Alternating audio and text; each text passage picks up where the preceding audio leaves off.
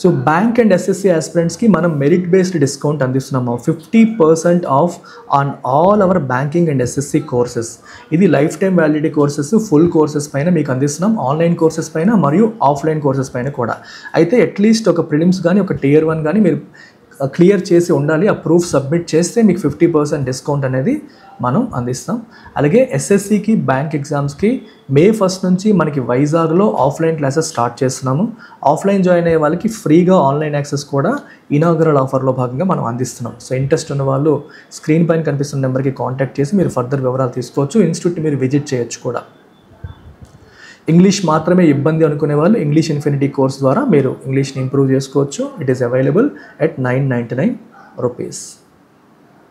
అలాగే bank aspirants short term చూస్తున్న వాళ్ళు వీ హ్యావ్ 2 కోర్సెస్ అమ్మ. సీనియర్ ఆస్పిరెంట్స్ కోసం అయితే సాఫల్య ప్రోగ్రామ్ ఉంది. దీంట్లో మీకు మెయిన్స్ క్లాసులు, మెయిన్స్ టెస్ట్ అండ్ ఎక్స్ప్లెనేషన్స్ వస్తాయి. కేవలం 2499కి మీకు 3 months వ్యాలిడిటీ వస్తుంది. నాకు ఫుల్ ఫ్లెడ్జ్డ్ బ్యాంక్ కావాలి, షార్ట్ టర్మ్ కావాలనుకుంటే 3000 రూపీస్తో మన కంప్లీట్ కోర్స్ని మీరు యాక్సెస్ చేయొచ్చు. సో దానికి కూడా ఈ కాంటాక్ట్ నెంబర్కి మీరు కాల్ చేసి వివరాలు తెలుసుకోవచ్చు. వొకాబులరీలోకి వస్తే ఫస్ట్ వర్డ్ వచ్చేసి రెసిలియన్స్. రెసిలియన్స్ అంటే మీనింగ్ ఏంటమ్మా? The ability to recover from adversity or difficult situations. Adversity అంటేనే డిఫికల్ట్, కష్టకాలం అంటాం. డిఫికల్ట్ టైమ్స్ నుంచి మళ్ళీ రికవర్ అవ్వగలిగే ఎబిలిటీని మనం రెసిలియన్స్ అంటాం. సో దీనికి 3 సినోనిమ్స్ చూద్దాం. ఫార్టిట్యూడ్ అంటే courage in facing difficulties, strength అనమాట. డిఫికల్ట్ టైమ్స్ని హ్యాండిల్ చేయడానికి మనకి అవసరమైన ఉన్న స్ట్రెంగ్త్ లేదా కరేజ్ని ఫార్టిట్యూడ్ అనొచ్చు. ప్లయబుల్ అంటే అర్థం ఏంటి? Ability to be flexible and adapt to change, అంటే చెప్తే వినేలాగా ఫ్లెక్సిబుల్గా ఉండే లక్షణాన్ని మనం ప్లయబిలిటీ అంటాం. విగర్ అంటే ఫిజికల్ స్ట్రెంగ్త్ లేదా గుడ్ హెల్త్. ఈ 3 కూడా రెసిలియన్స్కి సినోనిమ్స్గా చెప్పొచ్చు. యాంటోనిమ్స్లో ఫ్రెజైల్ అంటాం. ఫ్రెజైల్ అంటే easily broken, weakness, vulnerability to damage వాటిని ఇండికేట్ చేసేది ఫ్రెజిలిటీ. డెలికసీ అన్నా కూడా సేమ్ థింగ్, డెలికేట్ ఐటమ్స్ అంటాం కదమ్మా. Sensitivity or fragility, easily harmed. Infirmity అంటే వీక్నెస్, ఫిజికల్ లేదా మెంటల్ వీక్నెస్ని మనం ఇల్ హెల్త్ని ఇన్ఫర్మిటీ అంటాం. Despite global economic challenges, India's economy has displayed remarkable fortitude in sustaining growth. So economic challenges ఉన్నప్పటికీ కూడా ఇండియాస్ ఎకానమీ రిమార్కబుల్ ఫార్టిట్యూడ్ని ఇన్ సస్టైనింగ్ గ్రోత్ని సస్టైన్ చేసే విషయంలో చూపించింది. Next word contraction. Contraction is a noun which means the process of becoming smaller or shorter. Contract అంటే తగ్గిపోవడం, ఎక్స్పాన్షన్కి opposite కదా. సో డిమిన్యూషన్ అని చెప్పొచ్చు, డిమిన్యూట్ అయిపోయారు. అలాగే the reduction in size, importance ఆ డిగ్రీ అనేది మీనింగ్. ష్రింక్ అన్నా మీకు తెలుసు, చిన్నదైపోవడం, బట్టలు ష్రింక్ అయిపోతాయి ఉతికిన తర్వాత చూస్తుంటాం మనం. అట్రోఫీ, ఈ పదం కూడా రీసెంట్గా మాట్లాడడం. Gradual decline or degeneration in size, strength or effectiveness. Atrophy అంటే వాడుక లేకపోవడం వల్ల అలాగా అది పాడైపోయి తగ్గిపోయి ఎఫెక్టివ్నెస్ కోల్పోవడాన్ని మనం అట్రోఫీ అంటాం. యాంటోనిమ్స్ ఆగ్మెంటేషన్ అంటే యాడ్ అవ్వడం, become stronger, become greater, expansion, amplification అంటే కూడా పెద్దదవ్వడం అనే meaning. The diminution in consumer demand has led to a slow down in industrial production. Consumer డిమాండ్లో డిమిన్యూషన్ అనేది ఇండస్ట్రియల్ ప్రొడక్షన్లో స్లో డౌన్కి దారితీసింది. వాలటైలిటీ మాట్లాడుకున్నాం. The quality of being subject to rapid and unpredictable changes. ఎప్పుడు ఎలా అవుతుందో చెప్పలేని పరిస్థితిని మనం వాలటైలిటీ అంటాం. స్టెబిలిటీ లేకపోవడం అనమాట. సో యాంటోనిమ్స్ సినోనిమ్స్ ఏమవుతాయి? ఇన్స్టెబిలిటీ, క్యాప్రీషియస్నెస్. క్యాప్రీషియస్ అంటే ఏంటంటే ఎక్కువగా వెదర్కి పదాన్ని వాడతాం. ఇట్స్ ఎ క్యాప్రీషియస్ వెదర్ అంటే ఇప్పుడే వర్షం పడుతుంది, నెక్స్ట్ మూమెంట్లో ఎండ్ వచ్చేసింది. సో ఎప్పుడు ఎలా ఉంటుందో తెలియకుండా అన్ప్రెడిక్టబుల్గా చేంజ్ అయ్యే టెండెన్సీ ఉంటే మనం క్యాప్రీషియస్గా ఉందని చెప్తాం. సో ఫికిల్నెస్ అన్నా సేమ్ థింగ్. ఫికిల్ మైండెడ్ అంటారు, ఎప్పుడు ఎలా ఉంటారో తెలియదు, ఒక్కోసారి ఒక్కోలా ప్రవర్తిస్తూ ఉంటారు. Changing frequently especially in loyalty or interests. Antonyms stability, equilibrium, constancy అంటే స్టేబుల్గా ఉండడం, ఎప్పటికప్పుడు చేంజ్ అయిపోకుండా ఉండడం, అది మనకి యాంటోనిమ్స్గా తీసుకోవచ్చు. The capriciousness of global market has caused significant disruption in the Indian economy. Global market ఎప్పుడు ఎలా ఉంటుందో తెలియట్లేదు, స్టేబుల్గా లేదు. దానివల్ల ఇండియన్ ఎకానమీలో కూడా సిగ్నిఫికెంట్ డిస్రప్షన్ వచ్చింది. దానివల్ల సిగ్నిఫికెంట్ డిస్రప్షన్ రావడం అనేది మనం చూస్తున్నాం. Next word robust. Robust is an adjective which means strong and healthy అనే మీనింగ్ వస్తుంది. Synonyms stalwart, formidable, indomitable. Stalwart అంటే అగైన్ రిలయబుల్ అండ్ స్ట్రాంగ్ అని, ఫార్మిడబుల్ అంటే impressively strong, same thing. Indomitable అంటే వాళ్ళని ఎవరు ఓడించలేరు, వాళ్ళని ఎవరు డామినేట్ చేయలేరు, అట్లాంటి దాన్ని ఇండామిటబుల్ అంటాం. యాంటోనిమ్స్ ఫ్రెజైల్ అంటే ఫీబుల్, డెబిలిటేటెడ్ అంటే వీక్ అనే మీనింగ్లో ఇవన్నీ వస్తాయి. ఈజీలీ బ్రోకెన్, స్ట్రెంత్ లేకపోవడం, వీక్గా ఉండడం అనే మీనింగ్ వస్తుంది. The economy showed a stalwart recovery okay, robust recovery despite various external shocks ఉన్నప్పటికీ కూడా రోబస్ట్ రికవరీని ఎకానమీ చూపించింది.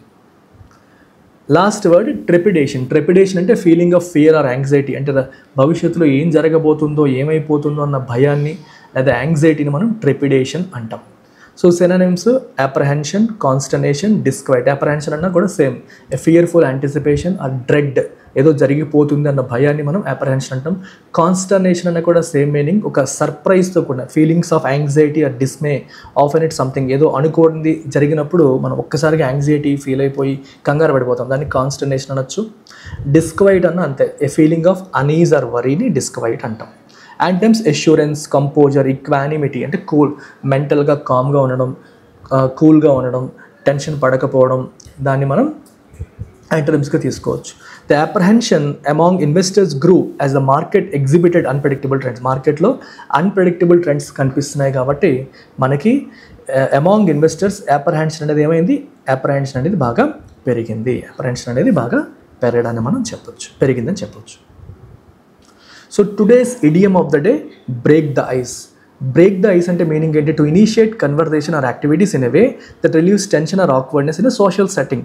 ఇప్పుడు కొంతమంది కలిసి ఒక మీటింగ్కి వచ్చారు, అందులో ఎవరికి ఒకరికొకరు పరిచయాలు లేవు, వెంటనే మాట్లాడుకోగలుగుతారా, ఎవరు మాట్లాడతారని అందరూ వెయిట్ చేస్తే సైలెంట్గా ఉంటారు, ఆక్వర్డ్గా ఉంటుంది.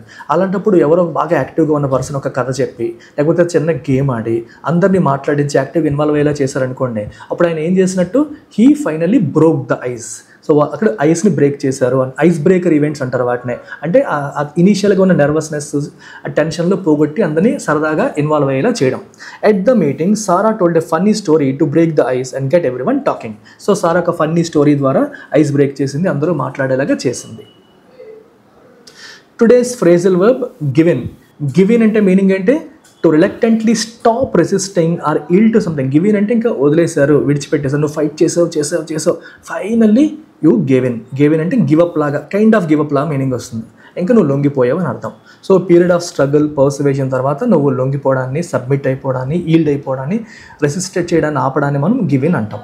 After hours of negotiation the company finally gave in to workers demands. కొన్ని గంటల పాటు నెగోషియేషన్ చేసి చివరికి workers డిమాండ్స్కి company తలొగ్గింది.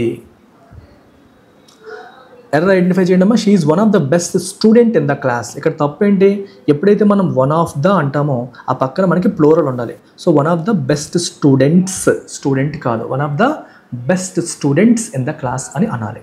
So answer is T. So let's kick start today's editorial. So ఇవాళ ఎడిటోరియల్ టైటిల్ వచ్చేసి మనకి మిస్సింగ్ ది టార్గెట్ అని రాశారు. సో జీడిపి టార్గెట్ మనం మిస్ అవ్వచ్చు అనే కాంటెక్స్లో ఆర్టికల్ రాశారు. చూద్దాం ఏంటి, ఏ ఆస్పెక్ట్లో రాశారు, ఎక్కడ మిస్ అవుతుంది, ఏంటి ప్రాబ్లం అనేది చూద్దాం. Despite missing the growth target the economy remains strong. So growth target అనేది మిస్ అయినప్పటికీ కూడా ఎకానమీ రిమైన్స్ స్ట్రాంగ్, ఎకానమీ స్ట్రాంగ్గానే ఉంది అని అర్థం. అంటే ఈసారి గ్రోత్ టార్గెట్ మనం మిస్ అవ్వచ్చు, దాని అర్థం ఇంక ఎకానమీ వీక్ అయిపోయిందని కాదు, ఇది టెంపరీ బ్లిప్. సో ఎకానమీ రెసిలియంట్గానే ఉంది, మళ్ళీ పికప్ అవుతుంది, మళ్ళీ రైజ్ అవుతుందనే మీనింగ్ ఇక్కడ వస్తుంది. India's industrial production growth slowed to A 6-month low in February to 2.9%, down from January's 5.2% and almost halved from last February's 5.6%. India యొక్క industrial production growth. So industrial production growth ఏ indicator ద్వారా వస్తుంది మనకి, IIP, index of industrial production. So ఇది release చేసేది national statistical office and it is released once every month, monthly once ఈ data అనేది release చేస్తారు. సో దీంట్లో మీకు 3 కేటగిరీస్ ఉంటాయి, 3 సెక్టర్స్ ఉంటాయి. ఈ 3 సెక్టర్స్ యొక్క డేటా మనకి తీసుకుంటారు. ఒకటి మైనింగ్, రెండవది మ్యానుఫ్యాక్చరింగ్, మూడవది ఎలక్ట్రిసిటీ. ఈ మూడింట్లో ప్రొడక్షన్ డీటెయిల్స్ అనేవి మనకి ఎవ్రీ మంత్ ఇస్తారు. సో దీంట్లో మ్యాక్సిమం వెయిటేజ్ దేనికి ఉంది అంటే మ్యానుఫ్యాక్చరింగ్కి మ్యాక్సిమం వెయిటేజ్ ఉంది, followed by mining, followed by electricity. So exact weightage ఎంత అనేది మీరు గూగుల్ చేసి నాకు కామెంట్స్లో పెట్టాలి. మ్యానుఫ్యాక్చరింగ్ వెయిట్ ఎంత, మైనింగ్ వెయిట్ ఎంత, ఎలక్ట్రిసిటీ వెయిట్ ఎంత అనేది మీరు చెప్పాలి. సో మ్యాక్సిమం వెయిటేజ్ అడిగితే మాత్రం the answer is manufacturing, keep it in mind. So ఈ index of industrial production data అనేది రిలీజ్ అయింది, ఫిబ్రవరి డేటా. ఆ డేటా ఎంత ఉంది? 2.9% ఉంది. ఓకే, 6 మంత్లో అది గడిచిన 6 నెలల్లో ఇది లోయెస్ట్ అని మనం చెప్పొచ్చు. అండ్ జనవరిలో 5.2%, జనవరితో పోల్చుకున్న తక్కువే ఉంది. అండ్ లాస్ట్ ఇయర్ ఫిబ్రవరిలో 5.6% ఉంది. ఈవెన్ దాంతో కంపేర్ చేసినా సరే దీని వాల్యూ తక్కువగానే ఉంది, this decline was broad based. So decline అనేది తగ్గిందనే విషయం తెలుస్తుంది, but this decline was also broad based అంటే ఏదో ఒక సెక్టార్లో తగ్గింది మిగిలిన సెక్టార్స్లో బాగుందని కాదు, మొత్తం ఆల్మోస్ట్ అన్ని సెగ్మెంట్స్లో కూడా డిక్లైన్ అనేది కనిపిస్తుంది. అలాంటప్పుడు దాన్ని బ్రాడ్ బేస్డ్ డిక్లైన్ అని చెప్పి అంటాం. Except for a marginal rise in power production of 3.6%, up from January's 3.4%. ఒక్క పవర్ ప్రొడక్షన్లో జనవరి 3.4% రైజ్ ఉంటే ఈసారి 3.6% ఉంది. అది కూడా మార్జినల్ రైజ్, అంటే చాలా కొంచెం రైజ్ అయింది. అది తప్పితే రెస్ట్ ఎవ్రీథింగ్ అన్ని సెక్టార్స్లో కూడా మనకి డౌన్ ట్రెండ్ అనేది కనిపిస్తుంది. But less than half of last February 7.6%. Even మీరు ఇది పవర్ ప్రొడక్షన్ తీసుకున్నా సరే అది జనవరితో పోలిస్తే కొంచెం పెరిగింది, కానీ లాస్ట్ ఇయర్ ఫిబ్రవరితో పోలిస్తే మళ్ళీ తక్కువే. లాస్ట్ ఇయర్ ఫిబ్రవరిలో 7.6% గ్రో అయితే ఈ ఇయర్ కేవలం 3.6% మాత్రమే గ్రో అయింది. So even compared to last year అది తక్కువే. ఒక్క లాస్ట్ మంత్ అంటే సీక్వెన్షియల్గా చూసినప్పుడు మనకి గ్రోత్ ఉంది, కానీ ఇయర్ ఆన్ ఇయర్ చూసినప్పుడు గ్రోత్ లేదు. While mining witnessed the steepest decline to 1.6% this February. So ఇందాక మీకు చెప్పాను మైనింగ్, మ్యానుఫ్యాక్చరింగ్, ఎలక్ట్రిసిటీ అని చెప్పి. సో వీటిలో మైనింగ్లో స్టీపెస్ట్ డిక్లైన్ కనిపిస్తుంది. లాస్ట్ ఇయర్ 8.1% గ్రో అయితే ఈ ఇయర్ కేవలం 1.6% మాత్రమే గ్రో అయ్యింది. సో లాస్ట్ ఇయర్తో పోలిస్తే మనకి చాలా గ్రోత్ తగ్గిపోయిందని మనం చెప్పొచ్చు. విట్నెస్డ్ అంటే ఇక్కడ మీనింగ్ ఏంటి? ఎక్స్పీరియన్స్డ్ అనే మీనింగ్ వస్తుంది. So mining experience the steepest అంటే చాలా ఎక్కువగా ఒక్కసారిగా పడిపోయిందని. ఇప్పుడు చూడండి ఎలా ఉందనుకోండి, దీనికంటే ఇది స్టీప్ అనమాట. నేను గీసిన గీత చూడండి, ఓకే, చాలా ఎక్కువగా స్టీప్గా డిక్లైన్ అయిపోయింది, ఒక్కసారిగా పడిపోయింది అని అర్థం. ఇప్పుడు ఫర్ ఎగ్జాంపుల్ 8% నుంచి 6% పడితే దాన్ని పెద్ద స్టీప్ డిక్లైన్ అని చెప్పాను. అదే 8% నుంచి మనకి 2% పడింది అనుకోండి, that is steeper decline compared to that. Okay, manufacturing almost how to 2.9% from 4.9% last year. Even manufacturing కూడా లాస్ట్ ఇయర్ 4.9% గ్రో అయితే ఈసారి కేవలం 2.9% మాత్రమే గ్రో అయ్యింది. From a use based classification. So index of industrial production డేటాను మనం 2 రకాలుగా చూస్తాం. Broad based classification, as well as use based classification. Use based అంటే యూజర్ పాయింట్ ఆఫ్ వ్యూలో ఎటువంటి గుడ్స్ అనే కాంటెక్స్లో కూడా మనం చూస్తాం. అందులో consumer durables, consumer non durables, intermediate goods, capital goods, ఈ రకంగా మనం తీసుకోవచ్చు. సో క్యాపిటల్ గుడ్స్ అంటే అర్థం ఏంటమ్మా? Those goods which are used in the production of other goods, అంటే వేరే గుడ్స్ ప్రొడక్షన్ కోసం యూజ్ చేసే వాటిని మనం క్యాపిటల్ గుడ్స్ అంటాం. లైక్ మెషినరీ కానీ, ఎక్విప్మెంట్ కానీ, ఇది capital good. So capital good అనేది ఫైనల్గా ఎండ్ కన్జ్యూమర్ యూజ్ చేయడు. ఎండ్ కన్జ్యూమర్ యూజ్ చేసే కన్జ్యూమర్ గుడ్స్ని, వీటిని తయారు చేసేవి capital goods. So that machinery అనమాట. So machinery comes under capital good. So ఇట్లా ఇవన్నీ కూడా ఈ కేటగరైజేషన్ మనం యూజ్ బేస్డ్ క్లాసిఫికేషన్ అంటాము. సో దాని పాయింట్ ఆఫ్ వ్యూలో మీరు గమనిస్తే the steep decline in consumer డ్యూరబుల్స్లో డిక్లైన్ చాలా ఎక్కువగా కనిపిస్తుంది. లాస్ట్ ఇయర్ 12.6% గ్రో అయితే ఈ ఇయర్ కేవలం 3.8% మాత్రమే గ్రో అయింది. కన్జ్యూమర్ డ్యూరబుల్స్ అంటే అర్థం ఏంటమ్మా? ఎక్కువ కాలం మన్నే వస్తువులు లైక్ ఫ్రిడ్జ్లు, టీవీలు, వాషింగ్ మెషిన్స్, వీటన్నిటిని కన్జ్యూమర్ డ్యూరబుల్స్ అంటాం. Then we have consumer non durables, అంటే మనకి FMCG, fast moving consumer goods అంటాం. మనం తినే వస్తువులు వెంటనే పాడైపోయేవి, ఇవన్నీ కూడా వెంటనే వాడేసేవి కన్జ్యూమర్ నాన్ డ్యూరబుల్స్, ఎక్కువ కాలం మన్నవు. సో ఎస్పెషల్లీ ఫుడ్ ఐటమ్స్ అన్నీ కూడా దాంట్లోకి వస్తాయి అన్నమాట. సో కన్జ్యూమర్ డ్యూరబుల్స్లో మనకి స్టీప్ డిక్లైన్ కనిపిస్తుంది 12.6% నుంచి 3.8%కి, as well as a production contraction for the 3rd month in a row of consumer non durables by 2.1%. Consumer non డ్యూరబుల్స్లో కూడా ప్రొడక్షన్ కాంట్రాక్షన్ మనకు కనిపిస్తుంది. ప్రొడక్షన్ కాంట్రాక్షన్ అంటే తగ్గిపోయింది. ఇప్పటి వరకు గ్రోత్ తక్కువగా ఉండడం చూసాం. గ్రోత్ తక్కువగా ఉన్నప్పటికీ గ్రోత్ ఉందంటే ఎక్స్పాన్షన్ మోడ్లోనే ఉంది. కాంట్రాక్షన్ అంటే ఇంక రివర్స్ అయిపోయినట్టు, కంప్లీట్గా తగ్గిపోయినట్టు. సో జనవరిలో కూడా 3.2% కాంట్రాక్షన్ ఉంటే ఈసారి 2.1% కాంట్రాక్షన్ మనకి నాన్ డ్యూరబుల్ సెగ్మెంట్లో మనకు కనిపిస్తుంది. అంటే గడిచిన 2-3 నెలలుగా దెర్ ఈజ్ కాంట్రాక్షన్. అంటే లాస్ట్ ఇయర్ సేమ్ మంత్తో పోల్చుకుంటే గ్రోత్ అనేది పక్కన పెట్టేస్తే తిరిగి రివర్స్లో డీగ్రో అవడం అనేది మనం చూస్తున్నాం. It indicates a mark decline in overall consumption demand. ఇది దేనికి ఇండికేట్ చేస్తుంది? ఓవరాల్ కన్సంప్షన్ డిమాండ్లో ఒక డిక్లైన్ని, అది కూడా సిగ్నిఫికెంట్ డిక్లైన్ని ఇండికేట్ చేస్తుంది, తెలియజేస్తుంది. This has been despite a sharp dip in retail inflation. అయితే సో అన్ని ఆస్పెక్ట్స్ నెగిటివ్గా ఉన్నాయంటే లేవు. రిటైల్ ఇన్ఫ్లేషన్ తగ్గింది, ఇన్ఫ్లేషన్ కంట్రోల్లో ఉండడం అనేది పాజిటివ్ ఆస్పెక్ట్. బేసికలీ అది పాజిటివ్ ఆస్పెక్ట్ అయినప్పటికీ దాంట్లో షార్ప్ డిప్ వచ్చినప్పటికీ, అంటే ఒక పాజిటివ్ న్యూస్ ఉన్నప్పటికీ కూడా మనం దీన్ని ఫేస్ చేస్తున్నాం. అర్థమవుతుంది. అందుకే దిస్ హ్యాస్ బీన్ డిస్పైట్ అన్నాడు. So in spite of a sharp dip in retail inflation ఇలాంటి సినారియో మనం ఫేస్ చేస్తున్నాం. So which was down to 3.61% this February from 5.09% a year ago. Last year consumer price index CPI based inflation 5.09% అంటే ఫిబ్రవరిలో, ఈ year 3.61%. So బాగా తగ్గింది. మనకి ఆర్బీఐకి ఇచ్చిన రిక్వైర్మెంట్ ఏంటి? 4 ± 2%. అంటే 2 నుంచి 6% మధ్యలో ఇన్ఫ్లేషన్ మెయింటైన్ అవ్వాలి. సో 3.61%కి తగ్గిందంటే ఇట్స్ ఎ గుడ్ సైన్. అయినప్పటికీ కూడా మనకి కన్జ్యూమర్ డిమాండ్ అనేది అంత గొప్పగా లేదు. విత్ ఎ లో ఫుడ్ ఇన్ఫ్లేషన్ రేట్ ఆఫ్ 3.75%. గడిచిన 1 year 2 years నుండి మనం గమనిస్తే ఎక్కువగా మనం సఫర్ అయింది ఎక్కడంటే ఫుడ్ ఇన్ఫ్లేషన్. ఫుడ్ ప్రైసెస్ అనేవి కంప్లీట్గా కంట్రోల్ లేకుండా పెరిగిపోవడాన్ని మనం బాగా అబ్జర్వ్ చేసాం. ఇప్పుడు ఫుడ్ ఇన్ఫ్లేషన్ అనేది మనకి కంట్రోల్ అయ్యింది. ఫుడ్ ఇన్ఫ్లేషన్ కంట్రోల్ అయిన తర్వాత కూడా ఫుడ్ ఇన్ఫ్లేషన్ అనేది 3.75%కి తగ్గినప్పటికీ కూడా we are still facing this problem. So the lowest in 2 years. గడిచిన 2 yearsలో ఇది లోయెస్ట్ ఫుడ్ ఇన్ఫ్లేషన్ అయినప్పటికీ కూడా మనకి ఓవరాల్గా కన్సంప్షన్ డిమాండ్ గొప్పగా లేదు. This makes it almost certain that the government's wish for a Maha Kumbh Mela led spike in consumption has not materialized, leading to the likelihood of the centre's 6.5% GDP growth target for 2025 fiscal being missed. So ఇక్కడ ఏంటంటే మనకి ఫిబ్రవరిలో మహా కుంభమేళా జరిగింది. So Kumbh Mela వల్ల చాలా కొన్ని కోట్ల మంది మనకి ప్రయాగరాజ్ వైపు వెళ్ళారు. నాకు తెలిసి 30-40 కోట్ల వరకు అని కౌంట్ చేశారు.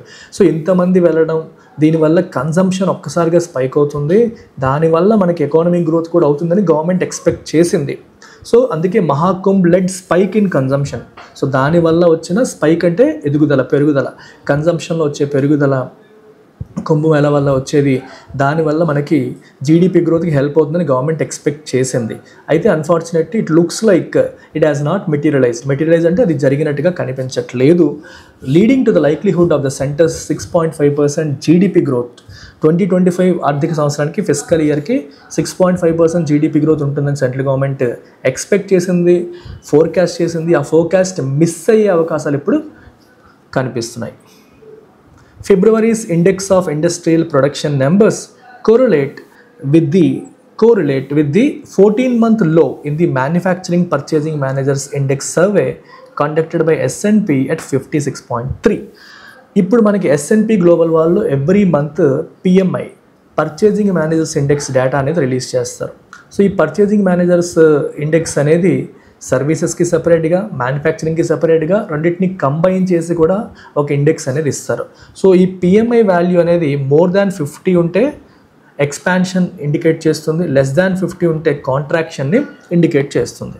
అయితే PMI వాల్యూ అనేది 50+ ఉన్నప్పటికీ అది లాస్ట్ మంత్ 60 ఉందనుకోండి, ఈ మంత్ 55 ఉందనుకోండి, రెండు ఎక్స్పాన్షన్ని ఇండికేట్ చేస్తాయి.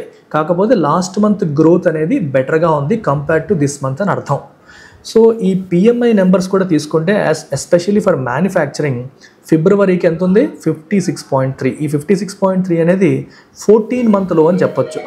గడిచిన 14 monthsలో ఇది లోయెస్ట్ నెంబర్ అని మీరు చెప్పొచ్చు. గడిచిన 14 monthsలో మ్యానుఫ్యాక్చరింగ్ PMI అనేది మనకి లోయెస్ట్ అని చెప్పొచ్చు, 56.3. సో దానికి తగ్గట్టుగానే IIP నెంబర్స్ కూడా అలాగే ఉన్నాయి, అవి కూడా గొప్పగా లేవు. అసలు PMI వాల్యూ ఎలా క్యాలిక్యులేట్ చేస్తారంటే మనకి పర్చేజింగ్ మేనేజర్స్, అంటే ప్రతి ఆర్గనైజేషన్కి రా మెటీరియల్ ప్రొక్యూర్మెంట్కి కానీ వాళ్ళకి అవసరమైన పర్చేజెస్ అన్నింటినీ కోఆర్డినేట్ చేయడానికి పర్చేజింగ్ మేనేజర్ ఉంటారు. ఆయన అప్రూవల్తోనే ఈ POs మనకి పర్చేజింగ్ ఆర్డర్స్ అనేవి ఇష్యూ చేయడం అనేది జరుగుతుంది. సో పర్చేజింగ్ మేనేజర్స్కి ఒక సర్వే పంపిస్తారు. సర్వే పంపించి మీరు లాస్ట్ మంత్తో పోలిస్తే ఈ మంత్లో రా మెటీరియల్ ప్రొక్యూర్మెంట్ పెంచుతున్నారా తగ్గిస్తున్నారా, లేకపోతే ఎంప్లాయీ రిక్రూట్మెంట్ పెరుగుతుందా తగ్గుతుందా, ఇట్లా ప్రొడక్షన్ పెంచారా తగ్గించారా, ఇలా డిఫరెంట్ క్వశ్చన్స్ వాళ్ళని అడుగుతారు. వాళ్ళు ఇచ్చిన రెస్పాన్స్ని బేస్ చేసుకొని ఈ ఇండెక్స్ వాల్యూ క్యాలిక్యులేట్ చేస్తారు అనమాట. ఇది సర్వే బేస్డ్ ఇండెక్స్. ఇది 56.3 ఉంది. This highlights 2 things. సో ఓవరాల్గా ఇప్పుడు మనం చూసింది 2 విషయాల్ని హైలైట్ చేస్తుంది. ఏంటది? The trepidation of manufacturers facing unprecedented global economic uncertainty following US President Donald Trump's actions and the lack of an appetite among consumers, many of whom have witnessed the value of their assets plummet due to Indian stock market volatility that has mirrored the peaks and troughs in global exchanges. చూడండి, ఇదంతా ఒకటే sentence. So ఇప్పటి వరకు మనం చూసిందంతా దేన్ని highlight చేస్తుంది? 2 విషయాన్ని highlight చేస్తుంది. ఏంటవి? ఒకటి, ద ట్రెపిడేషన్. ట్రెపిడేషన్ అంటే అర్థం ఏంటమ్మా? చిన్న భయం. రిజర్వేషన్స్ అనొచ్చు, అప్రహెన్షన్స్ అనొచ్చు. ట్రెపిడేషన్ అన్న అర్థం ఏంటి? భయంతో, చిన్న భయాలు అనమాట. ఏం జరిగిపోతుందో అన్న యాంగ్జైటీ, భయాన్ని మనం ట్రెపిడేషన్ అంటాం. సో మ్యానుఫ్యాక్చరర్స్కి చిన్న యాంగ్జైటీ ఉంది. ఏంటి యాంగ్జైటీ? వాళ్ళు ఏం ఫేస్ చేస్తున్నారు? ఫేసింగ్ అన్ప్రెసిడెంటెడ్ అంటే something that never happened before, అంటే ఇంతకుముందు ఎప్పుడు చూడండి, ఇంతకుముందు ఎప్పుడు వాళ్ళు ఎక్స్పీరియన్స్ చెయ్యని గ్లోబల్ ఎకనామిక్ అన్సర్టనిటీని వాళ్ళు ఫేస్ చేస్తున్నారు. ఓకే, ప్రపంచవ్యాప్తంగా ఎకనామిక్ అన్సర్టనిటీ, ఒక ఆర్థికపరమైన అనిశ్చితిని వాళ్ళు ఫేస్ చేస్తున్నారు. అంటే రేపు ఎలా ఉంటుందో మనం చెప్పలేని సిచ్యువేషన్స్ మనం ఫేస్ చేస్తున్నాం. ఎందుకంటే ప్రపంచవ్యాప్తంగా ట్రేడ్ రిలేషన్స్ అన్నీ కూడా మారిపోతున్నాయి. ఎందువల్ల? Following US President Donald Trump's actions. ఆయన టారిఫ్ వార్ ప్రకటించేశారు. సో దీనివల్ల ప్రపంచ దేశాల నుంచి మొత్తం సప్లై చైన్స్ అన్ని చేంజ్ అయిపోయే పరిస్థితి కనిపిస్తుంది. సో చాలా దేశాల నుంచి అమెరికాకు వచ్చే వస్తువులపైన ఆయన టారిఫ్స్ విధించడం వల్ల సో మనం వేరే మార్కెట్స్ని వెతుక్కోవాల్సిన పరిస్థితులు అనేవి వస్తున్నాయి. అయితే రీసెంట్గా దాని మీద పాజ్ కూడా ఒక 90 days పాజ్ చేస్తామని చెప్పారు. That's a good sign. But ఓవరాల్గా it created an uncertain environment. ఇప్పుడు మనం మాట్లాడుతుంది ఫిబ్రవరికి సంబంధించిన డేటా కాబట్టి అప్పటికి ఈ అన్సర్టనిటీ చాలా ఎక్కువగా ఉంది కాబట్టి అది మనం చెప్పొచ్చు. సో మ్యానుఫ్యాక్చరర్స్కి ఒక రకమైన యాంగ్జైటీ, ఒక టెన్షన్ ఉంది. ఎందుకని? Global economic uncertainty. ఇప్పటివరకు పలానా కంట్రీకి మనం పంపించే వాళ్ళం, ఇప్పుడేమో టారిఫ్స్ అంటున్నారు. సో అక్కడ డిమాండ్ ఎలా ఉంటుందో మనకు తెలియదు, బిజినెస్ ఎలా ఉంటుందో మనకు తెలియదు. ఇట్లాంటి సినారియోస్, ఇలాంటి భయాలు మ్యానుఫ్యాక్చరర్స్ ఫేస్ చేస్తున్నారు అనమాట. ఇది కాక and the lack of appetite అంటే అర్థం ఏంటమ్మా? మనకి మామూలుగా ఎపిటైట్ అంటే ఆకలి అంటాం. సో డిజైర్ అమాంగ్ కన్జ్యూమర్స్, అంటే కన్జ్యూమర్స్లో కూడా వస్తువుల్ని కొనుగోలు చేయాలనే డిజైర్ అనేది తగ్గిపోతుంది. ఎందుకు తగ్గిపోతుంది కన్జ్యూమర్స్కి వస్తువులు కొనుగోలు చేయే విషయంలో అంటే many of whom have witnessed the value of their assets plummet అంటే సడన్గా పడిపోవడం, తగ్గిపోవడం. అసెట్స్ అంటే వాళ్ళ యొక్క ఆస్తులు కావచ్చు, వాళ్ళ స్టాక్స్ కానీ లేకపోతే రియల్ ఎస్టేట్లో పెట్టినవి కానీ ఇవన్నీ కూడా అసెట్స్ కిందకి వస్తాయి. గడిచిన కొన్నాళ్ళుగా ఏమైంది? మనకి స్టాక్ మార్కెట్లో ఫ్లక్చువేషన్స్ చూసాం. లాస్ట్ 6 monthsలో స్టాక్ మార్కెట్ ప్లమెట్ అయింది, పడింది. బాగా పడడం వల్ల వాళ్ళ షేర్ వాల్యూస్ ఏమైపోతాయి? పడిపోతాయి. ఎప్పుడైతే మన అసెట్ వాల్యూ తగ్గింది అనేసరికి కాన్ఫిడెన్స్ లెవెల్స్ తగ్గుతాయి. కాన్ఫిడెన్స్ లెవెల్స్ తగ్గితే ఏం చేస్తారు? కన్జంప్షన్ తగ్గించేస్తారు. That is what happened over the last 6 months. So వాళ్ళ అసెట్స్ యొక్క వాల్యూ అనేది తగ్గడాన్ని వాళ్ళు ఎక్స్పీరియన్స్ చేశారు. అందుకనే కన్జ్యూమర్స్లో కూడా పర్చేస్ చేయాలన్న డిజైర్ అనేది ఎపిటైట్ అనేది బాగా తగ్గిపోయింది. సో ప్రధానంగా ఎందువల్ల? Due to Indian stock market volatility అంటే మనకి ఒడిదుడుకులు అంటాం. అంటే ఒక స్టెబిలిటీ లేకుండా ఏ రోజు ఎలా ఉంటుందో తెలియకపోవడం, ఒకసారి సడన్గా పెరిగిపోవడం, సడన్గా పడిపోవడాన్ని మనం వాలటైలిటీ అంటాం. That has mirrored the peaks and troughs in global exchanges. So Indian stock market ఎలా ఉందంటే గ్లోబల్ స్టాక్ మార్కెట్స్ ఎలా ఉన్నాయో వాటిలాగే, అంటే అవి పీక్ అయినప్పుడు మంది పీక్ అవుతుంది, అవి డౌన్ అయినప్పుడు మనం కూడా డౌన్ అయిపోతున్నాయి. సో మిర్రర్ అంటే ప్రతిబింబిస్తుంది, అంటే అవి ఎలా ఉన్నాయో మంది కూడా అలాగే అవుతుంది. గ్లోబల్ లెవెల్లో మనకి అన్సర్టెంటీ ఉంది. American stock markets, European stock markets ఎలా బిహేవ్ చేస్తున్నాయో ఇండియన్ స్టాక్ మార్కెట్ పర్ఫార్మెన్స్ వాటిని మిర్రర్ చేస్తుంది, అంటే వాటిలాగే ఇది కూడా ఉంది అని అర్థం. There have been green shoots. However green shoots అంటే అర్థం ఏంటంటే ఇప్పుడు మొత్తానికి మీకు సింపుల్గా చెప్తాను, ఒక దగ్గర మొత్తం అంతా నాశనం అయిపోయింది, ఇంకేమీ లేదన్నప్పుడు మళ్ళీ చిన్న మొలకలు వచ్చాయనుకోండి, ఒక చిన్న హ్యాపీనెస్ కదా. So some small science of revival. Green shoot అంటే మీనింగ్ అంటే స్మాల్ సైన్ ఆఫ్ రివైవల్. మొత్తం బాలేదు అనే టైంలో సంథింగ్ పాజిటివ్ జరుగుతోంది అన్న హోప్ని క్రియేట్ చేసే వాటిని మనం గ్రీన్ షూట్స్ అని అంటాం. సో కొన్ని గ్రీన్ షూట్స్ కూడా ఉన్నాయి, అంటే మొత్తం బాలేదు అనుకోవడానికి లేదు. There are certain things which are giving some positive హోప్ని ఇస్తున్నాయి. ఏంటవి? విత్ ఇన్ ద మ్యానుఫ్యాక్చరింగ్ సెక్టర్లో which is the highest weightage of about 77% in the ఐఐపిలో హయ్యెస్ట్ వెయిటేజ్ దేనికి ఉంది? మనకి ఇందాకే చెప్పాను, మ్యానుఫ్యాక్చరింగ్ హయ్యెస్ట్ వెయిటేజ్ ఉంది. దాంట్లో 14 of 23 industry groups recorded growth this February from a year ago. 23 industry గ్రూప్స్లో 14 ఇండస్ట్రీ గ్రూప్స్ మనకి గ్రోత్ని రికార్డ్ చేసే compare to last year. So last ఫిబ్రవరితో పోలిస్తే 14 out of 23 industry groups have recorded growth. Growth was led by motor vehicles, trailers and semi-trailers. ఈ trailers semi trailers అంటే especially cargo carry చేసే లాజిస్టిక్స్లో వాడే goods అనమాట. ఎక్కువగా గుడ్స్ని ట్రాన్స్పోర్ట్ చేయడానికి వాడే ఈ వెహికల్స్ని ట్రైలర్స్ సెమీ ట్రైలర్స్ అంటాం. సో వీటిలో గ్రోత్ ఉంది, అలాగే మోటార్ వెహికల్స్లో గ్రోత్ ఉంది, నాన్ మెటాలిక్ మినరల్ ప్రొడక్ట్స్లో గ్రోత్ ఉంది 8%, బేసిక్ మెటల్స్లో 5.8% గ్రోత్ ఉంది. ఇవన్నిటిలో కూడా కొంత గ్రోత్ అనేది మనకు కనిపిస్తుంది. అలాగే capital goods output accelerated to 8.2% from 1.7% last year, indicating robust investment demand aided by a massive rise in government spending. ఇది చాలా ఇంట్రెస్టింగ్ స్టేట్మెంట్, గమనించండి. క్యాపిటల్ గుడ్స్ అవుట్పుట్ ఏమైందమ్మా 8.2%కి యాక్సిలరేట్ అయింది from 1.7% last year. So last year 1.7% ఉంటే అక్కడ నుంచి 8.2%కి capital goods demand పెరగడం అనేది మనం చూస్తున్నాం.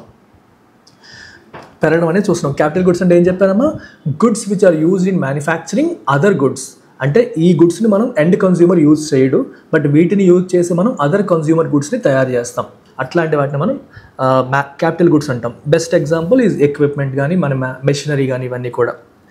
ఓకే, సో ఈ క్యాపిటల్ గుడ్స్ యొక్క అవుట్పుట్ యాక్సలరేట్ అయింది అంటే బాగా పెరిగింది. మీరు ఒకసారి ఆలోచించండి, క్యాపిటల్ గుడ్స్ అవుట్పుట్ యాక్సలరేట్ అయ్యిందని అర్థం ఏంటి?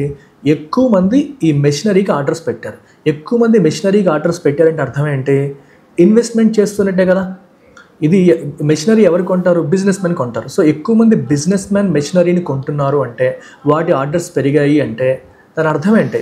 So there is bright investment demand. Consumer demand తక్కువ ఉన్నప్పటికీ ఇన్వెస్ట్మెంట్ డిమాండ్ బాగున్నట్టు అర్థం. సో ఇన్వెస్ట్మెంట్ డిమాండ్ బాగుంది అంటే probably there is some hope, అంటే రేపు పొద్దున బాగుంటుంది అని వాళ్ళు ఎక్స్పెక్ట్ చేస్తున్నారన్న ఫీలింగ్ మనకు క్రియేట్ అవుతుంది. దీంతోపాటు aided by a massive rise in government spending కూడా ఒక్కసారిగా పెరిగింది. మ్యాసివ్ అంటే హ్యూజ్ రైజ్ అనేది కూడా మనం చూసాం. ఇవన్నీ కూడా positive indicators. So this was despite the liquidity squeeze in India's banking system by 1.7 trillion rupees as on February 20, due to the massive flight of foreign capital in search of haven asset classes and to hedge against a depreciating rupee. Okay, గమనించండి ఇక్కడ. So Indian banking సిస్టంలో huge liquidity squeeze కూడా మనం చూస్తున్నాం. అంటే liquidity squeeze అంటే అర్థం ఏంటమ్మా? Non availability of enough capital. అంటే ఇంటర్నల్గా మనకి రూపీ యొక్క సప్లై బాగా తగ్గిపోయే పరిస్థితి మనం చూస్తున్నాం. ఎందుకంటే గడిచిన 6 నెలలుగా డాలర్తో పోలిస్తే రూపీ మారక విలువ తగ్గిపోతూ ఉంది. ఎందుకు తగ్గుతుందంటే డాలర్ స్ట్రెంగ్తన్ అవుతుంది. ఎందుకు స్ట్రెంగ్తన్ అవుతుంది? ఇండియన్ స్టాక్ మార్కెట్స్లోంచి ఇన్వెస్టర్స్ ఎగ్జిట్ అవుతున్నారు. ఎందుకు ఎగ్జిట్ అవుతున్నారు? Because of Trump's policies. అంటే ఎక్కువగా మన ట్రంప్ పాలసీస్ వల్ల, ఈ టారిఫ్ ఇష్యూస్ వల్ల. So this a lot of global uncertainty. ఎప్పుడైతే అన్సర్టెంటీ ఎక్కువగా ఉంటుందో ఇన్వెస్టర్ ఏం ఆలోచిస్తాడు? తన ఫండ్స్ని సేఫ్ హెవెన్లో పెట్టుకోవాలి. హెవెన్ అంటే అర్థం ఏంటమ్మా? What is the meaning of haven? It is not haven, HAVEN. Haven అంటే మనకి సేఫ్టీని, ప్రొటెక్షన్ని ఆఫర్ చేసేదాన్ని హేవెన్ అంటాం. సో సేఫ్ హేవెన్ అసెట్ క్లాసెస్లో మన ఫండ్స్ పెట్టుకోవాలని చెప్పి జనరల్గా స్టాక్ మార్కెట్స్లో అన్సర్టెంటీ బాగా పెరిగితే వాళ్ళు ఏం చేస్తారంటే they would like to keep their money either in gold or in the strongest currency which is dollar. So డాలర్లోనైనా మెయింటైన్ చేద్దాం అనుకుంటారు, లేదా గోల్డ్లోనైనా మెయింటైన్ చేద్దాం అనుకుంటారు. సో ఇండియన్ స్టాక్స్ నుంచి, ఇండియన్ బాండ్స్ నుంచి ఎగ్జిట్ అవ్వడం మనం చూసాం. ఎప్పుడైతే ఇండియన్ స్టాక్స్ నుంచి, ఇండియన్ బాండ్స్ నుంచి ఎగ్జిట్ అవుతారో సో వాళ్ళ యొక్క అసెట్స్ అన్నీ కూడా రూపీస్ కింద మారిపోతాయి. రూపీస్ కింద మారాక వాళ్ళు ఏం చేస్తారు? వాళ్ళు బయటకు వెళ్ళిపోవాలి కాబట్టి రూపీస్ని అమ్మేస్తారు. రూపీస్ని అమ్మేసి వాటిని డాలర్స్ కింద మార్చేస్తారు. డాలర్స్ కింద మార్చేసి రూపీస్ని అమ్మేసి so they take the money out. ఇది మనం గడిచిన కొన్నాళ్ళుగా చూస్తున్నాం. అయితే వీళ్ళు డాలర్స్ని రూపీస్ కింద మార్చేసి రూపీ వీక్ అయిపోతుందని భావించి రూపీని సపోర్ట్ చేయడం కోసం గడిచిన కొన్ని నెలలుగా ఆర్బీఐ ఏం చేస్తుంది? మార్కెట్లో ఇంటర్వ్యూన్ అవుతుంది. ఫారెక్స్ మార్కెట్లో ఇంటర్వ్యూన్ అయ్యి సో రూపీని సపోర్ట్ చేయాలంటే ఆర్బీఐ ఏం చేయాలి? డాలర్స్ని అమ్మాలి. సో డాలర్స్ని అమ్మడం ద్వారా డాలర్ యొక్క సప్లైని పెంచి రూపీని స్ట్రెంగ్తన్ చేసి, డాలర్ని వీకెన్ చేసి రూపీని స్ట్రెంగ్తన్ చేసి ఆర్బీఐ తన వంతు ప్రయత్నంగా మార్కెట్లోకి ఏం చేసిందమ్మా? చాలా వరకు డాలర్స్ని ఇంజెక్ట్ చేసి, మార్కెట్లోకి డాలర్స్ని ఆర్బీఐ ఇంజెక్ట్ చేస్తుందంటే ఆ ప్రాసెస్లో రూపీని అబ్జార్బ్ చేస్తుంది. సో రూపీని మార్కెట్ నుంచి అబ్జార్బ్ చేసేసింది. So RBI sold dollars and bought rupees. So రూపీస్ని ఎక్కువగా కొనుగోలు చేసి డాలర్స్ని ఎక్కువగా అమ్మడం ద్వారా మార్కెట్లో రూపీ యొక్క సప్లై తగ్గిపోయింది. అంటే ఆర్బీఐ రూపీని స్ట్రెంగ్తెన్ చేయడం కోసం, రూపీని సపోర్ట్ చేయడం కోసం తీసుకున్న నిర్ణయాలు ఏం చేశాయి, రూపీ యొక్క సప్లై మార్కెట్లో తగ్గిపోయేలాగా చేశాయి, డాలర్ సప్లై పెరిగేలాగా చేయడం అనేది జరిగింది. ఎప్పుడైతే రూపీ సప్లై తగ్గిందో దాన్నే మనం లిక్విడిటీ స్క్వీజ్ అని చెప్పన్నాం. లిక్విడిటీ తగ్గిపోయింది మార్కెట్లో. సో ఇనఫ్ ఫండ్స్ అనేవి, ఇనఫ్ రూపీస్ సర్క్యులేట్ అవ్వకుండా ఎక్కువగా ఆర్బీఐ దగ్గర స్టక్ అయిపోయే పరిస్థితి మనం చూస్తున్నాం. ఆల్మోస్ట్ 1.7 ట్రిలియన్ రూపీస్ మనకి లిక్విడిటీ షార్టేజ్ అనేది యాజ్ ఆన్ February 20th ఉందని చెప్తాం. అంటే ఎంత లిక్విడిటీ షార్టేజ్ ఉన్నప్పటికీ కూడా ఈ పాజిటివ్స్ అనేవి జరిగాయని చెప్తున్నారు. ఓకే, తర్వాత the central bank stepped in by injecting around about 2.18 trillion rupees into the banking system using rupee dollar swap arrangements that ended on March 24. మీకు చెప్పాను రూపీ డాలర్ ప్రీవియస్ సెషన్స్లో మనం మాట్లాడుకున్నాం. రూపీ డాలర్ స్వాప్ అరేంజ్మెంట్స్ ద్వారా RBI మళ్ళీ రూపీస్ని మార్కెట్లోకి inject చేసింది. మరొకసారి మీకు ఒకసారి రిపీట్ చేస్తాను, రూపీ డాలర్ స్వాప్ అరేంజ్మెంట్ ఎలా జరుగుతుంది అనేది ఒకసారి గమనిద్దాం. సో ఈసారి ఎలా జరిగిందంటే దీంట్లో 2 స్టెప్స్ ఉంటాయమ్మా. 2 స్టెప్స్గా మీరు దీన్ని గమనించాలి. స్వాప్ అంటే అర్థం ఏంటి, నా దగ్గర ఉన్న రూపీస్ మీకు ఇస్తాను, మీ దగ్గర ఉన్న డాలర్స్ నాకు ఇవ్వండి అనేదాన్ని మనం స్వాప్ అంటాం. సో నా రూపీస్ నీకు, నీ డాలర్ నాకు. ఒక ఐఫోన్, ఒకటి సామ్సంగ్ S25 పెట్టుకొని నీ ఫోన్ నా దగ్గర, నా ఫోన్ నీ దగ్గర టెంపరీగా తీసుకుంటారు చూడండి, ఆ రకంగా అనుకోండి. ఇది కూడా టెంపరీగా I will give you my rupees to you, you give me your dollars, and after a certain period we will exchange it again, మళ్ళీ మార్చేసుకుందాం అనుకునే అరేంజ్మెంట్ని రూపీ డాలర్ స్వాప్ అంటాం. సో ఈ ట్రాన్సాక్షన్ ఏం జరుగుతుందంటే ఒకవైపు మనకి ఆర్బీఐ ఉంది, ఇంకోవైపు బ్యాంక్స్ ఉన్నాయి. ఓకే, సో ఇప్పుడు ఆర్బీఐ దగ్గర రూపీస్ ఎక్కువగా ఉన్నాయి, బ్యాంక్స్ దగ్గర డాలర్స్ ఉన్నాయి. సో ఆర్బీఐ ఏమంటుంది, మీ దగ్గర ఉన్న డాలర్స్ నాకు ఇవ్వండి, మీ దగ్గర ఉన్న డాలర్స్ నాకు ఇవ్వండి, నా దగ్గర ఉన్న రూపీస్ మీకు ఇస్తాను. ఇప్పుడు ఆబ్జెక్టివ్ అదే కదా, మార్కెట్లోకి రూపీస్ని ఇంజెక్ట్ చేయాలి, రూపీస్ తక్కువ ఉన్నాయి. సో రూపీస్ని ఇంజెక్ట్ చేయాలంటే నా దగ్గర ఉన్న రూపీస్ మీకు ఇస్తాను, సో మీరు డాలర్స్ నాకు ఇవ్వండి అని చెప్పేసి ఆర్బీఐ ఉంటుంది. సో దీనికి ఒక రేటు, ప్రజెంట్ మార్కెట్లో ఉన్న రేట్ ప్రకారం లెట్స్ సే $1 = 82 రూపీస్ ఎంతో అనుకుందాం. ఈ రేట్కి వీళ్ళు ఈ అరేంజ్మెంట్ జరిగింది అనుకుందాం. అయితే ఇది స్వాప్ అరేంజ్మెంట్లో ఫస్ట్ స్టెప్ మాత్రమే. స్వాప్ అరేంజ్మెంట్లో సెకండ్ స్టెప్ కూడా ఉంటుంది. ఆఫ్టర్ ఏ సర్టెన్ పీరియడ్, ఆ సర్టెన్ పీరియడ్ అనేది 6 months కావచ్చు, 3 years కావచ్చు, అది ముందే ఆర్బీఐ ముందే అనౌన్స్ చేస్తుంది. లెట్స్ సే 3 years అనుకుందాం.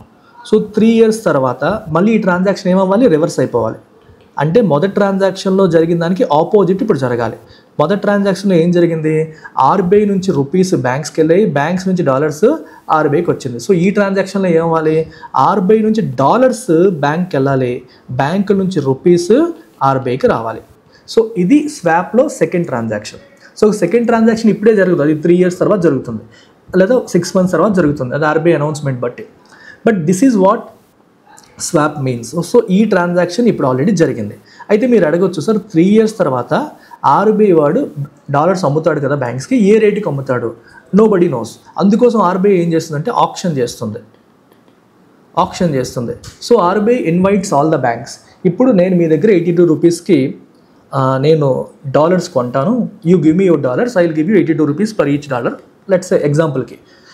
బట్ ఈ ట్రాన్సాక్షన్ మనం రివర్స్ చేసేటప్పుడు, అంటే మేబీ ఆఫ్టర్ 3 years తర్వాత ఈ ట్రాన్సాక్షన్ రివర్స్ చేసుకుందాం. అంటే నా దగ్గర ఉన్న డాలర్స్ మీకు ఇస్తాను, మీరు నాకు రూపీస్ ఇవ్వాలి, అప్పుడు డాలర్కి మీరు ఎంత పే చేస్తారు అని చెప్పి ఆర్బీఐ ఆప్షన్ పెడుతుంది, అడుగుతుంది బ్యాంక్స్ అన్నింటికీ కూడా. సో బ్యాంక్ వాళ్ళు ప్రపోజల్స్తో వస్తారు, ఇంకా ఒకరితో ఒకరు ఇంకా ఆప్షన్ అంటే తెలుసు కదా, అది వాళ్ళే చెప్తారు మేము ఎంత ఇస్తాము. లెట్స్ సే ఎస్బీఐ వాడు వచ్చేసి నేను 90 రూపీస్ ఇస్తాను అన్నాడు అనుకుందాం, ఒక డాలర్కి 90 రూపీస్ ఇస్తానని ఎస్బీఐ వాడు అన్నాడు అనుకోండి. అదే హెచ్డిఎఫ్సి వాడు వచ్చేసి నేను ఒక డాలర్కి 92 రూపీస్ ఇస్తాను అన్నాడు అనుకుందాం. ఇంకోవైపు ఐసిఐసిఐ వాడు వచ్చేసి నేను ఒక డాలర్కి 95 రూపీస్ ఇస్తాను అని చెప్పేసి ఐసిఐసిఐ వాడు అన్నాడు అనుకుందాం. సో ఇప్పుడు ఎవరిని ప్రిఫర్ చేస్తుంది ఆర్బీఐ, ఒక డాలర్కి ఎవరు ఎక్కువ మనీ ఇస్తే, ఎక్కువ రూపీస్ ఇస్తే వాళ్ళని ప్రిఫర్ చేస్తుంది, అంతే కదా. ఎక్కువ ఎవరు ఇస్తారో వాళ్ళని ఆర్బీఐ ప్రిఫర్ చేస్తుంది. సో ఆర్బీఐ తన దగ్గర ఉన్న డాలర్స్ని ఇప్పుడైతే ఆ బ్యాంకు దగ్గర డాలర్స్ తీసుకొని రూపీస్ ఇస్తుంది, మళ్ళీ 3 years తర్వాత ఆ డాలర్స్ ఇచ్చేసి రూపీస్ తీసుకుంటుంది. సో మీరు ఎన్ని రూపీస్ ఇస్తారని చెప్పి బ్యాంక్స్ని అడుగుతుంది ఆర్బీఐ. సో వాళ్ళకి నచ్చినట్టుగా వాళ్ళు ప్రపోజ్ చేస్తారు. సో ఎవరిదైతే మోస్ట్ అట్రాక్టివ్గా ఉంటుందో వాళ్ళతో ఫస్ట్ ట్రాన్సాక్షన్ జరుగుతుంది, ఆ తర్వాత నెక్స్ట్ అట్రాక్టివ్గా ఉన్న వాళ్ళది, ఆ తర్వాత నెక్స్ట్ అట్రాక్టివ్గా ఉన్న వాళ్ళది. ఈ రకంగా ట్రాన్సాక్షన్స్ అనేవి జరుగుతాయి. దీన్నే మల్టిపుల్ ప్రైస్ ఆక్షన్ మెకానిజం అంటాం. So this is referred as multiple price option mechanism. So ఇప్పుడు ఇందులో ఐసిఐసిఐది మోస్ట్ అట్రాక్టివ్ అనుకుంటే $1కి ఐసిఐసిఐ వాడు 95 రూపీస్ ఇస్తున్నాడు కాబట్టి ఐసిఐసిఐ వాడితో ఫస్ట్ ట్రాన్సాక్షన్ చేసుకుంటుంది ఆర్బీఐ, ఆ తర్వాత హెచ్డిఎఫ్సి వాడితో చేసుకుంటుంది, ఆ తర్వాత ఎస్బీఐతో చేసుకుంటుంది. నేను ఎగ్జాంపుల్కి చెప్పాను. సో ఎవరు బెస్ట్ ఆఫర్ ఇస్తే వాళ్ళతో ఫస్ట్ ట్రాన్సాక్షన్, ఆ తర్వాత సెకండ్ బెస్ట్ ఇచ్చిన వాళ్ళు, ఆ తర్వాత థర్డ్ బెస్ట్ ఇచ్చిన వాళ్ళు. ఈ రకంగా ఈ మల్టిపుల్ ప్రైస్ ఆప్షన్ మెకానిజం ద్వారా రూపీ డాలర్ స్వాప్స్ అనేవి ఆర్బీఐ కండక్ట్ చేసింది. ఓకే, సో దాని గురించే మాట్లాడతారు. ఈ రకంగా మార్కెట్లోకి లిక్విడిటీని ఆర్బీఐ ఇంజెక్ట్ చేసింది. The centre can perhaps take solace in the fact that despite a possibility of it's growth target for the last fiscal being missed, India remains the fastest growing economy. అయితే ఒక్క విషయంలో perhaps అంటే బహుశా అంటాం కదా తెలుగులో. So centre can perhaps take solace. Solace అంటే comfort, అంటే ఒక డిఫికల్ట్ టైమ్స్లో కూడా ఒక చిన్న పాజిటివ్ న్యూస్ ఏదన్నా వస్తే దాన్ని మనం సొలేస్ అని చెప్పి అనొచ్చు. సో చిన్న కంఫర్ట్ ఎక్కడ తీసుకోవచ్చు? In the fact that despite a possibility of it's growth target for the last fiscal being missed. Last financial ఇయర్కి గ్రోత్ టార్గెట్ ఏదైతే పెట్టుకున్నారో అది మిస్ అయ్యే పాసిబిలిటీ ఉన్నప్పటికీ India still remains the fastest growing economy. ప్రపంచవ్యాప్తంగా తీసుకుంటే ఇండియా ఇప్పటికీ కూడా ఫాస్టెస్ట్ గ్రోయింగ్ ఎకానమీగానే ఉంది అనే ఫ్యాక్ట్ నుంచి మన సెంటర్ కొంత కంఫర్ట్ని తీసుకోవచ్చు అని ఫైనల్గా ఎండ్ చేశారు. మీరు ఓవరాల్గా గమనిస్తే ఫస్ట్ పారాగ్రాఫ్లో ఇండియన్ ఎకానమీలో ఒక నెగిటివిటీ అంటే నెగిటివ్ ఆస్పెక్ట్స్ అన్నింటినీ కూడా స్ట్రెస్ చేశారు. సెకండ్ పారాగ్రాఫ్లో పాజిటివ్ ఆస్పెక్ట్స్ అంటే చాలా నెగిటివ్స్ ఉన్నప్పటికీ దేర్ ఆర్ సర్టెన్ పాజిటివ్స్ అని చెప్పి సెకండ్ పారాగ్రాఫ్లో మనకు కనిపిస్తుంది. సో ఈ ఆర్టికల్ని మనం సమ్మరైజ్ చేసేటప్పుడు కూడా రెండింటిని క్యాప్చర్ చేయాలి. సో ఫస్ట్ పారాగ్రాఫ్ గురించి రాసినప్పుడు మనం ఏం చెప్తాం? సో ఇండస్ట్రియల్ గ్రోత్ అనేది బాగా తగ్గిపోయింది, ఎందుకంటే మ్యానుఫ్యాక్చరింగ్, మైనింగ్, కన్జ్యూమర్ డిమాండ్ అన్నిట్లో డిక్లైన్ ఉంది అని. సెకండ్ పారాగ్రాఫ్కి వచ్చేసరికి ఈ టార్గెట్ కూడా మిస్ అయ్యే అవకాశం ఉన్నప్పటికీ కూడా స్ట్రాంగ్ ఇన్వెస్ట్మెంట్ యాక్టివిటీ, కొన్ని సెక్టరల్ గెయిన్స్ అనేవి ఎకనామిక్ రెసిలియన్స్ని ఇండికేట్ చేస్తున్నాయి. So your summary should reflect both that positive and negative aspects mention in the article. So keeping this in mind, let's try to answer 5 questions based on the article. So what is the tone of the author in the passage titled Missing Target? Missing the Target అనే టైటిల్తో ఉన్న ఈ ప్యాసేజ్లో author యొక్క tone ఏంటి? Is it completely optimistic? No. Is it completely neutral? No. It is cautiously hopeful. అంటే కొంచెం హోప్ఫుల్గా ఉంది, కాకపోతే కొంచెం కాషన్ కూడా కనిపిస్తుంది. ఎందుకంటే ఫస్ట్ పారాగ్రాఫ్ అంతా కూడా నెగిటివ్గా రాశారు. సో సెకండ్ పారాగ్రాఫ్లో కొంచెం హోప్ క్రియేట్ చేసేలాగా రాశారు. అందుకని కాషియస్లీ హోప్ఫుల్ అనేది బెటర్ ఆన్సర్ అవుతుంది. Right? Yes. What is the main idea of the passage titled missing the target? Missing the target అనే టైటిల్తో వచ్చిన ఈ ప్యాసేజ్ యొక్క మెయిన్ ఐడియా ఏమిటి? సో మెయిన్ ఐడియా ఏంటి? ఇండియా యొక్క ఇన్ఫ్లేషన్ ఆల్ టైమ్ లోకి రీచ్ అయింది అనేది మెయిన్ ఐడియానా? నో, అది కాదు. ఇన్ఫ్లేషన్ తగ్గింది అనేది పాయింటే కానీ అది మెయిన్ ఐడియా కాదు. Industrial production has completely collapsed, production కంప్లీట్గా కొలాప్స్ అయిపోయిందని చెప్పారా? లో. ఇలాంటి ఎక్స్ట్రీమ్స్ ఎప్పుడన్నా వస్తే 99% అవి కరెక్ట్ ఆన్సర్ కాదు. Always, completely, no, none, never ఇలాంటివి.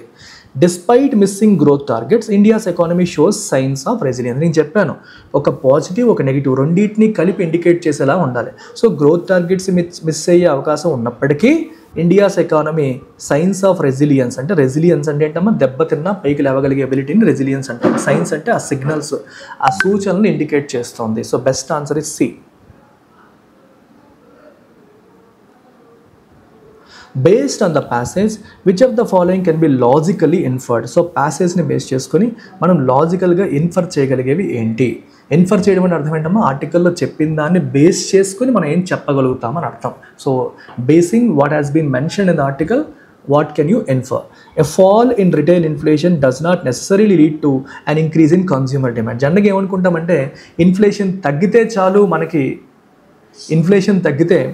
మనకి కన్స్యూమర్ డిమాండ్ పెరిగిపోతుందని మనం అనుకుంటాం. బట్ ఇన్ రియాలిటీ ఇక్కడ రిటైల్ ఇన్ఫ్లేషన్ తగ్గినప్పటికీ కన్స్యూమర్ డిమాండ్ ఏమీ పెద్దగా పెరగలేదు. So it does not necessarily lead to an increase in consumer demand అని చెప్పొచ్చు. Government spending can help sustain investment even when there is liquidity crunch. ఇది కూడా చెప్పొచ్చు. లిక్విడిటీ క్రంచ్ ఉన్నప్పటికీ కూడా గవర్నమెంట్ స్పెండింగ్ అనేది ఇన్వెస్ట్మెంట్ని సస్టైన్ చేయొచ్చు అని కూడా మనం చెప్తున్నాం. ఇక్కడ లిక్విడిటీ క్రంచ్ ఉందని చెప్తున్నారు, గవర్నమెంట్ స్పెండింగ్ ఉంది, ఒక రకంగా అది కూడా ఇన్వెస్ట్మెంట్ని సపోర్ట్ చేసింది. Indian economy is immune to global economic fluctuations. అవునా? గ్లోబల్ ఎకనామిక్ ఫ్లక్చువేషన్స్కి ఇండియన్ ఎకానమీ ఎఫెక్ట్ అవ్వట్లేదా? If it is immune that means it is not affected. అక్కడ ఏం జరిగినా సరే మనం ఎఫెక్ట్ అవ్వట్లేదు అంటున్నాం. నో, ఎఫెక్ట్ అవుతున్నాం మనం కూడా. ఎఫెక్ట్ అవుతున్నాం కాబట్టి ఈ తలనొప్పులన్నీ. సో ఎఫెక్ట్ అవ్వట్లేదు అనేది తప్పు, ఇమ్యూన్ కాదు. So best answer 1 and 2 only. Which of the following assumptions are implicit in the passage? So ప్యాసేజ్లో చెప్పిన దాని వెనకాల అజంప్షన్స్ ఏంటి? సో ఆథర్ మైండ్లో ఏముంది? Consumer sentiment plays a crucial role in driving economic growth. Economic గ్రోత్ని drive చేసే విషయంలో consumer sentiment crucial role play చేస్తుంది, డెఫినెట్గా ప్లే చేస్తుంది. ఎందుకంటే కన్జ్యూమర్ డిమాండ్, వాళ్ళు ఏమనుకుంటున్నారనే దాన్ని బట్టే కన్జ్యూమర్ డిమాండ్ ఉంటుంది. So it plays a crucial role. Government interventions can influence economic stability during volatile times. Yes, volatile టైమ్స్లో గవర్నమెంట్ ఇంటర్వెన్షన్స్ వల్ల ఎకనామిక్ స్టెబిలిటీ ఇన్ఫ్లుయెన్స్ అవుతుంది, ఇది కూడా కరెక్టే. A depreciating currency always leads to high foreign investments. ఎప్పుడైనా సరే చెప్పాను, ఎట్లాంటి ఎక్స్ట్రీమ్ సెంటెన్సెస్ 99% తప్పు అని. కరెన్సీ డిప్రిషియేట్ అయినంత మాత్రాన ప్రతిసారి ఇది హై ఫారెన్ ఇన్వెస్ట్మెంట్స్కి లీడ్ చేస్తుంది అని చెప్పి ఎలా చెప్తాం మనం? చెప్పలేం, you can't say. So best answer is again 1 and 2 only. So argument based question చూడండి అమ్మా. The passage argues that despite missing growth targets India's economy remains strong due to robust investment and sectoral gains. So passage ఏం argue చేస్తుంది? Despite missing growth targets miss అయినప్పటికీ India యొక్క economy remains స్ట్రాంగ్గా ఉంది. ఎందుకని? Due to robust investment and sectoral gains. Robust investment మరియు sectoral gains వల్ల, robust అంటే స్ట్రాంగ్ అని చెప్తోంది. So which of the following if true would most seriously weaken this argument? So ఈ ఆర్గ్యుమెంట్ని వీకెన్ చేసే స్టేట్మెంట్ ఏది అనేది ఇక్కడ question. Which of the following if true would most seriously weaken this argument? దేది దీన్ని వీకెన్ చేస్తుంది? The rise in capital goods output was driven solely by short term government procurement with no signs of private sector. So ఇక్కడ జాగ్రత్తగా ఆలోచించండి. Author ఏమంటున్నారంటే Indian economy అనేది స్ట్రాంగ్గా ఉంది అని చెప్పడం ఆథర్ యొక్క పాయింట్గా మనం తీసుకుంటే, ఎందువల్ల? ఇన్వెస్ట్మెంట్ అనేది బాగుంది, సెక్టరల్ గెయిన్స్ కూడా మనం చూస్తున్నాం కాబట్టి అని ఆథర్ చెప్తున్నారు. సో ఆథర్ చెప్పిన ఆర్గ్యుమెంట్ వీక్ అవ్వాలి అంటే అర్థం ఏంటి? ఈయన చెప్పిన దానికి ఆపోజిట్గా అది కనిపించాలి. మొదటి పాయింట్ చూడండి, the rise in capital goods output బాగా పెరిగిందని మనం ఇందాక చెప్పుకున్నాం. It was driven solely by short term government procurement. అయితే ఈ క్యాపిటల్ గుడ్స్ అవుట్పుట్ పెరిగింది కరెక్టే, కానీ ఇది కేవలం గవర్నమెంట్ ఆఫ్ ఇండియా యొక్క ప్రొక్యూర్మెంట్ వల్ల పెరిగింది. అంటే గవర్నమెంట్ ఆఫ్ ఇండియా ఎక్కువగా తెప్పించుకుంది వస్తువుని, ఈ మెషినరీ తెప్పించింది, దానివల్ల పెరిగింది తప్పితే ప్రైవేట్ సెక్టార్ ఇన్వెస్ట్మెంట్లో పెద్దగా మనకి పాజిటివ్ ఇండికేషన్స్ ఏమీ లేవు అని చెప్పి మనకి విషయం తెలిసింది అనుకోండి. అప్పుడు ఆధార్ ఆర్గ్యుమెంట్ ఏమవుతుంది? వీక్ అయిపోతుంది. ఏదో గవర్నమెంట్ చేయడం వల్ల పెరిగింది తప్పితే ప్రైవేట్ సెక్టార్ పెద్దగా ఇన్వెస్ట్ చేయలేదు అనే విషయం కరెక్ట్ అయితే ఆథర్ యొక్క ఓవరాల్ ఆర్గ్యుమెంట్ అంటే ఇండియన్ ఎకానమీ స్ట్రాంగ్గానే ఉందనే ఆర్గ్యుమెంట్ ఏమవుతుంది? వీక్ అవుతుంది. So again correct answer is A. అంటే ఏమంటున్నారంటే ఏదో గవర్నమెంట్ వల్ల కనిపిస్తుంది తప్పితే అదర్వైజ్ ప్రైవేట్ సెక్టర్ పెద్దగా ఇన్వెస్ట్ చేయట్లేదు అంటే again overall point Indian economy స్ట్రాంగ్గా ఉందన్న పాయింట్ వీక్ అయిపోతుంది. సో బ్యాంక్ అండ్ ఎస్ఎస్సి ఆస్పిరెంట్స్కి మనం మెరిట్ బేస్డ్ డిస్కౌంట్ అందిస్తున్నాము. 50% off on all our banking and SSC courses. ఇది life time validity courses, full courses పైన మీకు అందిస్తున్నాం, ఆన్లైన్ కోర్సెస్ పైన మరియు ఆఫ్లైన్ కోర్సెస్ పైన కూడా. అయితే అట్లీస్ట్ ఒక ప్రిలిమ్స్ కానీ ఒక Tier 1 కానీ మీరు క్లియర్ చేసి ఉండాలి. ఆ ప్రూఫ్ సబ్మిట్ చేస్తే మీకు 50% డిస్కౌంట్ అనేది మనం అందిస్తాం. అలాగే ఎస్ఎస్సికి బ్యాంక్ ఎగ్జామ్స్కి May 1 నుంచి మనకి వైజాగ్లో ఆఫ్లైన్ క్లాసెస్ స్టార్ట్ చేస్తున్నాము. ఆఫ్లైన్ జాయిన్ అయ్యే వాళ్ళకి ఫ్రీగా ఆన్లైన్ యాక్సెస్ కూడా ఇనాగరల్ ఆఫర్లో భాగంగా మనం అందిస్తున్నాం. సో ఇంట్రెస్ట్ ఉన్న వాళ్ళు స్క్రీన్ పైన కనిపిస్తున్న నెంబర్కి కాంటాక్ట్ చేసి మీరు ఫర్దర్ వివరాలు తీసుకోవచ్చు. ఇన్స్టిట్యూట్ని మీరు విజిట్ చేయొచ్చు కూడా. ఇంగ్లీష్ మాత్రమే ఇబ్బంది అనుకునే వాళ్ళు ఇంగ్లీష్ ఇన్ఫినిటీ కోర్స్ ద్వారా మీరు ఇంగ్లీష్ని ఇంప్రూవ్ చేసుకోవచ్చు. It is available at 999 rupees. అలాగే బ్యాంక్ ఆస్పిరెంట్స్ షార్ట్ టర్మ్ చూస్తున్న వాళ్ళు వీ హ్యావ్ 2 కోర్సెస్ అమ్మ. సీనియర్ ఆస్పిరెంట్స్ కోసం అయితే సాఫల్య ప్రోగ్రామ్ ఉంది. దీంట్లో మీకు మెయిన్స్ క్లాసులు, మెయిన్స్ టెస్ట్ అండ్ ఎక్స్ప్లెనేషన్స్ వస్తాయి. కేవలం 2499కి మీకు 3 months వ్యాలిడిటీ వస్తుంది. నాకు ఫుల్ ఫ్లెడ్జ్డ్ బ్యాంక్ కావాలి, షార్ట్ టర్మ్ కావాలనుకుంటే 3000 రూపీస్తో మన కంప్లీట్ కోర్స్ని మీరు యాక్సెస్ చేయొచ్చు. సో దానికి కూడా ఈ కాంటాక్ట్ నెంబర్కి మీరు కాల్ చేసి వివరాలు తెలుసుకోవచ్చు.